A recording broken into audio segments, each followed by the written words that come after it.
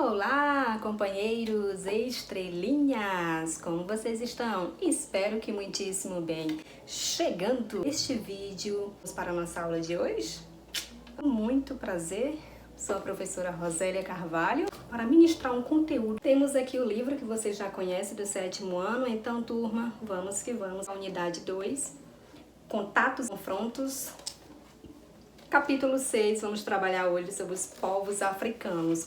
Vamos dividi-lo em duas partes, é isso mesmo. A primeira, esse vídeo vai ser a primeira parte e o outro será a segunda parte final desse capítulo dos povos africanos, tá? Vamos a partir da página 88 do livro didático. Vou fazer uma pergunta bem simples para vocês. O que vocês conhecem sobre os povos africanos? Vocês vão perceber que temos muito, gente. Temos uma herança cultural muito grande, muito gratificante. Na época colonial, vamos começar por aí. Na época colonial, o povo africano teve mais contato com o Brasil. Como assim, Rosélia? Vou explicar para vocês tudo nos mínimos detalhes. Gente, é do conhecimento de todos nós que vários povos, como italiano, espanhóis e muitos outros povos ajudaram e muito a formação da população brasileira. Isso é fato. Mas um dos povos, vou citar dois aqui também de grande importância, que foram indígenas e também os africanos. Mas como estamos falando de povos africanos, vamos focar somente neles. Foi de suma importância a colaboração, formação da população brasileira. Vocês devem estar se perguntando, e quem são esses povos africanos? Foi um grupo humano que ele foi obrigado de forma forçadamente a migrar para o continente brasileiro. Como assim? Os povos africanos eles foram pegos, trazidos para o Brasil. Então eles foram capturados, trazidos para o Brasil de forma involuntária para praticar aqui trabalhos forçados, trabalhos escravos. Então, gente, no século XVI e século XIX, eles embarcaram aqui no continente brasileiro. Trabalhar em que, gente? Eles trabalharam principalmente na cana-de-açúcar e também no café. Então, são dois tópicos de grande importância para vocês, usando como destaque. Aí vocês devem estar se perguntando, e quais, professora, quais as contribuições que os povos africanos deram para o Brasil? Só na língua já é um fator primordial. Na língua, religião, que mais? Gente, por aí vai. Uma sequência de contribuições que nós absorvemos, nós brasileiros herdamos e estamos aí até hoje. Só observar para a culinária, para a música popular brasileira, que é a famosa MPB, também temos contribuição do povo africano. Vou falando, gente, vou mostrando, situando vocês com algumas imagens. A contribuição do idioma, a língua do povo banto, que é chamado de quimbundo, foi a mais falada na região norte e também na região sul do Brasil. E na época da escravidão, os africanos, eles agregaram, ou seja, eles anexaram, eles reuniram palavras e expressões ao nosso vocabulário. Uma grande contribuição dos povos africanos, com certeza também referente à música, gente. Olha a MPB, a música popular brasileira que nós conhecemos. Só a Bossa Nova, o samba, Bossa Nova e por aí vai. Então foi uma grande contribuição. E se refere, gente, à diversidade de um continente, tem no livro didático, mas na página 90, vamos falar um pouco sobre a diversidade de um continente. Temos uma citação. Atualmente a África, gente, ela é formada por cerca de 54 países. Vive cerca de 1 bilhão de pessoas, mais de 1.200 línguas. Tanto hoje como no passado, esse continente sempre se caracterizou pela diversidade das paisagens, das culturas, das sociedades. Então, ao descrever sobre as paisagens africanas, o estudioso brasileiro Alberto Costa e Silva, ele afirmou: a África é um continente enorme, com uma grande diversidade geográfica.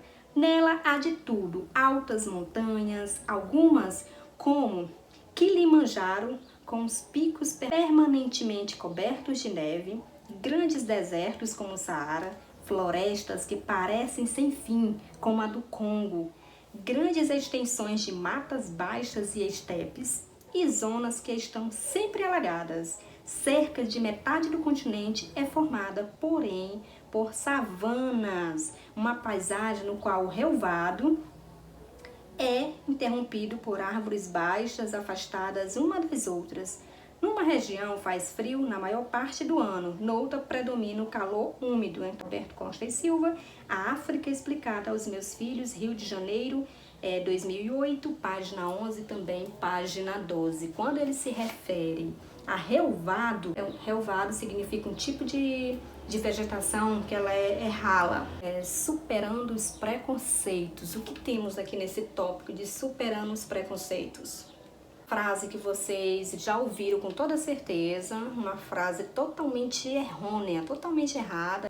Fulano não tem cultura, então tem povos que não têm cultura. Gente, isso é super, hiper, mega errado falar, porque não existe um povo sem cultura. Todos eles têm cultura, têm a oferecer, têm uma contribuição, tem essa troca de culturas, a troca de experiências, não é? Por isso que estamos falando ainda dessa unidade, que é contatos e confrontos, que já venho explicando já desde outros capítulos, como as grandes navegações e por aí vai. Povo sem cultura, não existe isso. Onde você ouvir isso, pode desconstruir essa ideia, porque não é verdadeira. Refere fontes da história africana.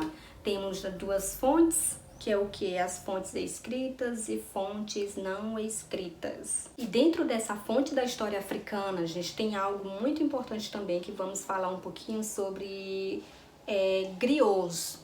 Vocês já ouviram essa palavra? Sabe o que significa? A palavra griot tem origem na tradição oral africana, utilizada para designar mestres portadores, então para designar pessoas que são portadoras de conhecimentos, e essas pessoas vão repassando de geração para geração, de forma contada, em forma de canções também. Então, tudo que se refere à cultura africana, os griots, eles vão repassando, gente, vão contando, passando adiante, que eles são os detentores, né, desse conhecimento, os detentores desses saberes. E a forma que eles costumam repassar essa história, gente, a história cultural, é de forma oral. É uma forma de preservar a cultura, ter um legado. Vamos falar sobre reinos africanos. Temos dois aqui, vamos falar sobre o Mali, depois vamos falar sobre o reino de Gana. O reino Mali, ele se desenvolveu a noroeste do continente africano. Os séculos, entre os séculos 13 e século 17. O reino Mali, ele ficou conhecido também como reino Mandinga, que Mandinga tem a ver com a língua. Que eu falo reino Mandinga, eu lembrei que quando costumamos falar de Mandinga, no caso, que é de bruxaria, feitiçaria, mas também remete ao povo africano. Para ficar de forma mais clara ainda, o reino Mali é um reino africano, surgiu na Baixa Idade Média, lá por volta de 1235, então já é século 13. Existiu o reino Mali, ele existiu até 1670, que já faz parte do século 17, aí já teve o seu declínio, que é a sua decadência. Então surgiu na região de Mandi. A região de Mandi fica localizada na África Ocidental, entre dois reinos, que é de Níger e também Senegal, ao sul do deserto do Saara. Então, gente, o Império Mali foi um dos impérios mais importantes. Nós costumamos até associar como o ouro, pedras preciosas. Foi um dos impérios mais importantes da história da humanidade. Vocês podem perguntar, professora, o Reino Mali, o Império Mali, foi fundado por quem? Gente, é simples, o nome é um pouco complicado. Mas o Império Mali, ele foi fundado por Sundiata Keita. Isso mesmo, Sundiata Keita, da etnia Mandinga. Vamos falar do Reino Mali, depois eu vou falar um pouco sobre o Reino de Gana. Por falar em Gana, o Império Mali, ele conquistou o Império Gana. Aqui a conquista se deu, gente, como na maioria dos povos que conquistam outros territórios. Então a conquista se deu por ambição, porque eles queriam riquezas. A dor mais importante do Reino de Mali foi Mansa Musa. Isso mesmo, Mansa Musa.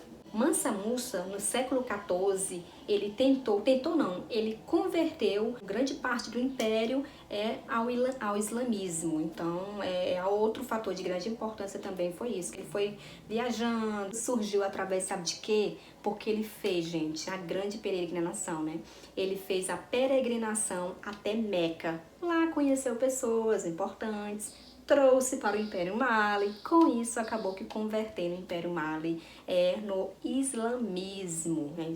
O imperador Mansa Musa também ele fez, gente, que foi de grande importância. Foi o que? Ele incentivou a criação de bibliotecas e de universidades também, tá? Falamos sobre um pouco de idiomas, de religião, vamos falar agora em outro assunto de grande importância, que é o quê?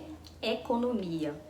Quando se trata de economia, nós podemos lembrar de imediato de algo de grande importância, valioso, raro, que era o sal. Então, o Império Mali, ele ficou conhecido como um grande império que ele fabricava e também ele exportava algo que era o sal. Eles vendiam animais, tinha também pedras preciosas, tinha também o ouro. Eles comercializavam um tipo de fruto. Que fruto é esse? Noz de cola. Essa noz de cola ela era utilizada bastante na produção de chás. E qual outra coisa que eles comercializavam também, gente? Por incrível que pareça. Aliás, não é tão incrível assim não, porque alguns povos já faziam isso. Eles comercializavam pessoas também. Como assim? Sim, gente. Eles comercializavam pessoas. E essas pessoas, gente, eram os prisioneiros de guerra. Era como se fossem escravos, é isso mesmo, escravos.